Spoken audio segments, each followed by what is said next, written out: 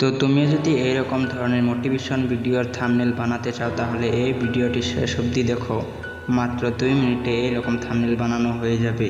Thumbnail বানানোর জন্য pixel অ্যাপটি ওপেন করতে হবে। এই অ্যাপটি তুমি প্লে স্টোর থেকে ডাউনলোড করে নিও। ওপেন করার পর তোমার সামনে এরকম একটি ইন্টারফেস খুলে আসবে।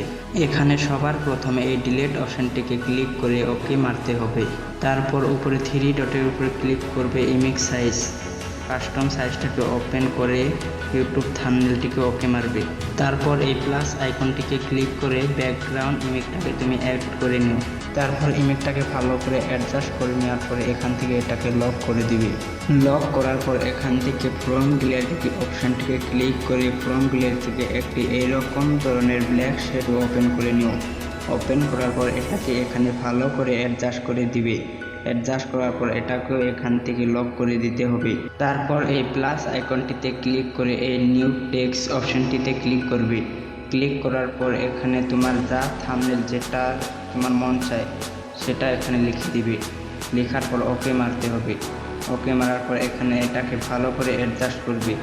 যদি তুমি এই ফ্রন্টটাকে বদলাতে চাও তাও পারবে। এই ফ্রন্ট অপশনটিকে ক্লিক করবে।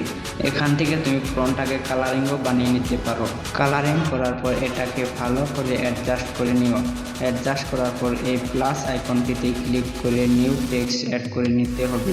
নেওয়ার পর এই পেন্সিল আইকনটিতে ক্লিক করে আরও একটি ফ্রন্ট লিখে নিতে পারো। নেওয়ার পর এটাকে ভালো করে এটার নিচে অ্যাডজাস্ট করে দিবে।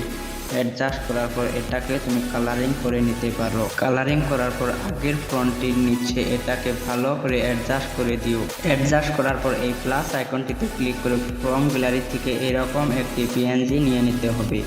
এটাকে এখানে ভালো করে সেট করে দিবে। সেট করার পর এখান থেকে 3 ডটে ক্লিক করবে। 3 ডটে ক্লিক করার সাথে সাথে এক্সপোর্ট ইমেজটাকে ক্লিক করবে। ক্লিক করার পর এই মিডিয়ামটিকে আলট্রা বানিয়ে দিবে। আলট্রা মারার পর সেভ গ্যালারি অপশনটিতে ক্লিক করার সাথে সাথে তোমার থাম্বনেলটা গ্যালারিতে সেভ হয়ে যাবে। তো ভিডিওটি ভালো লাগলে একটি লাইক ও সাবস্ক্রাইব করে দিও। তাহলে দেখা হচ্ছে পরবর্তী ভিডিওতে।